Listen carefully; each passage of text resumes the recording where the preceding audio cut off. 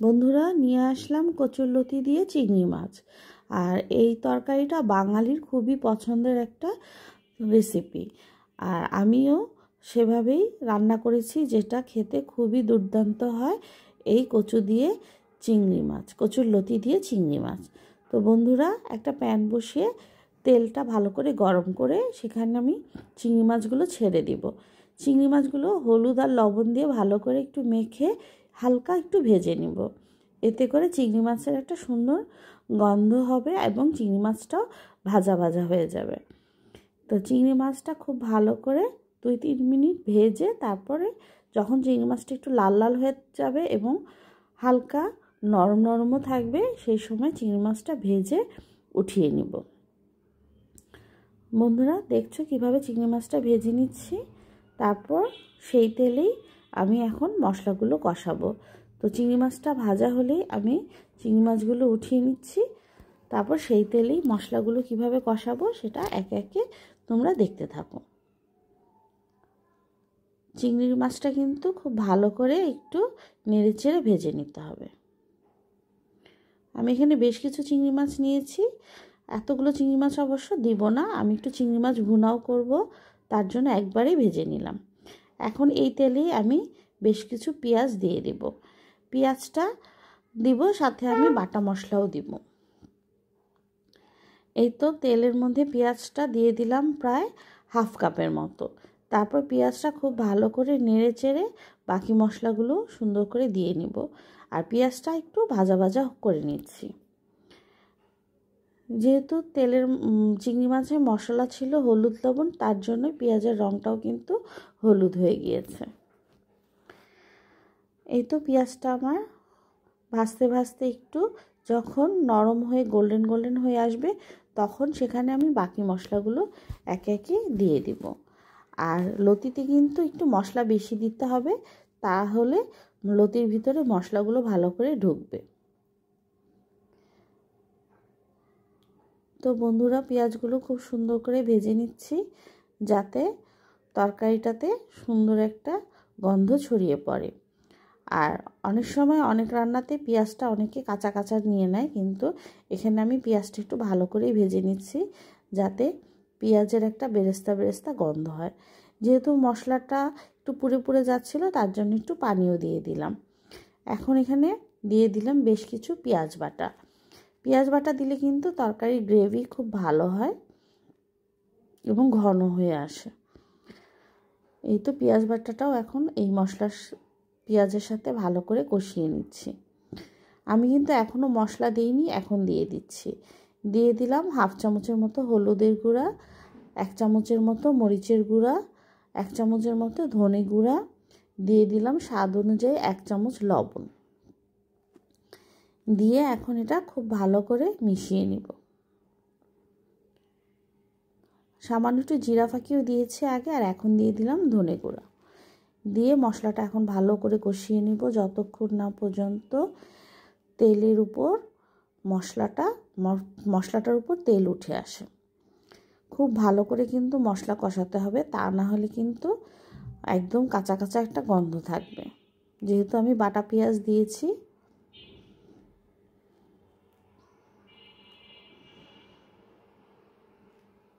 এই তো মশলাটা কিন্তু একদম লাল লাল হয়েছে এবং খুব ভালো করে মশলাটা আমি কষিয়ে নিয়েছি।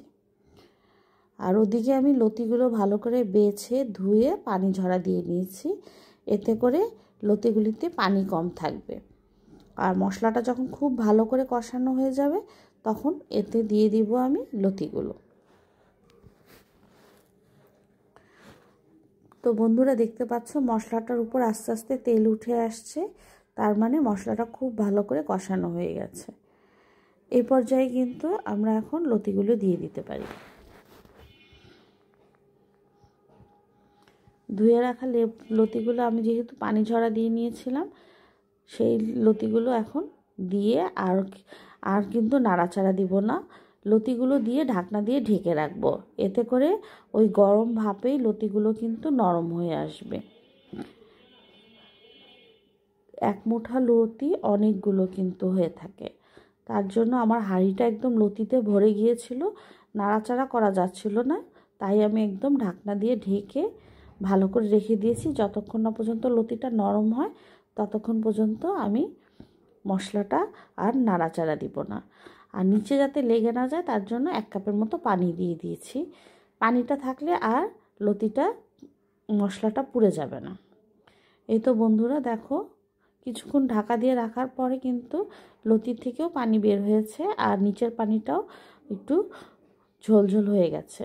এই পর্যায়ে খুব ভালো করে এখন আমি নেড়ে দিতে পারছি আর এভাবেই নেড়ে দিচ্ছি।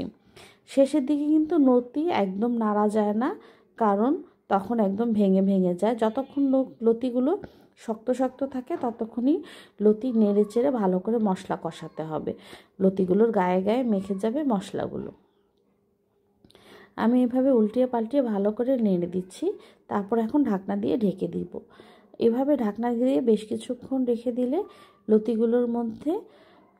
লতিগুলো নরম হয়ে যাবে এবং মশলাটাও গায়ে লেগে একদম মাখো মাখো হয়ে যাবে। এই পর্যায়ে আমি চিংড়ি মাছ যতটুক লাগে ততটুক দিয়ে নিচ্ছি, দিয়ে আবার ঢাকনা দিয়ে আমি ঢেকে দেব। এভাবে ঢাকনা দিয়ে তারপর চুলার জালটা কমিয়ে আস্তে আস্তে রান্না করতে হবে। যখন লতিটা প্রায় একদম কষানো হয়ে যাবে তারপর একটুখানি গরম পানি দিয়ে দিব, সামান্য একটু, বেশি না। লতিটা কিন্তু আগে মশলা কষিয়ে একদম তেলের উপর নিয়ে আসতে হবে, তা না হলে কিন্তু লতিতে যদি পানি থাকে তাহলে কিন্তু গলায় ধরতে পারে। তার জন্য লতিটা যখন একদম ঢাকনা দিয়ে ঢেকে ঢেকে একদম নাড়াচাড়া দিয়ে ভালো করে কষানো হয়ে যাবে তারপর আমি পানি দিব। দেখো বন্ধুরা, আমার লতিটা কিন্তু একদম প্রায় মশলা কষানোতে কষাতে কষাতে একদম শুকিয়ে এসেছে। এই পর্যায়ে যদি আমি 1 কাপের মতো গরম পানি দিই তাহলে লতিটা একটু ঝোলঝোলও হবে এবং মাখো মাখো হয়ে রান্নাটা হবে। তো আমি এখন একটু গরম পানি দিয়ে তারপর ঢাকা চাপা দিয়ে রাখবো বেশ কিছুক্ষণ। এই তো পানি দেওয়াতে লতিটা কিন্তু নরম হয়েছে এবং এই পর্যায়ে এখন কিন্তু আর বেশি খুন্তি দিয়ে বেশি নাড়াচাড়া করলে ভেঙে যাবে, তাই হাঁড়িটা এই সময় একটু ঢাকা দিয়ে নিলেই হয়ে যাবে। তো দেখলে বন্ধুরা, লতিটা কিন্তু খুব সুন্দর নরম হয়েছে আর বন্ধুরা এটা খেতেও কিন্তু খুবই সুস্বাদু হয়েছিল। তোমরা কিন্তু এভাবেই লতিটা রান্না করে নিতে পারো। আমার এই লতিটা কিন্তু একটুও গলায় ধরেনি, খুবই সুস্বাদু হয়েছিল বন্ধুরা। তো আমার ভিডিওগুলো যদি ভালো লাগে লাইক এবং সাবস্ক্রাইব করে আমার পাশে থাকতো বন্ধুরা। তো আজকের মতো এখানেই বিদায় নিচ্ছি। আল্লাহ হাফেজ।